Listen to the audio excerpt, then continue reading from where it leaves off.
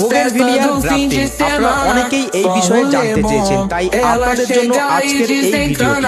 প্রথমে আমাদের একটি ম্যাচিউর দেখে রুটস্টক জোগাড় করতে হবে। তারপর সেই রুটস্টকের ক্যাম্বিয়াম লেয়ার বরাবর কিছুটা অংশ আমাদের কেটে নিতে হবে।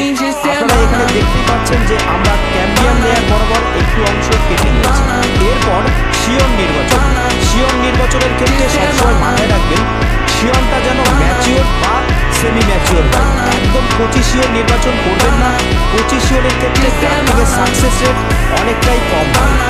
এই শিয়ন নির্বাচন কিন্তু ভীষণ একটি গুরুত্বপূর্ণ বিষয়। এরপর এই শিয়নের দুই পাশ বরাবর আমরা কেটে নেব ভি শেপে। ভিডিওতে আপনারা দেখতেই পাচ্ছেন যে শিয়নের দুই পাশ বরাবর আমরা ভি শেপে কেটে নিয়েছি।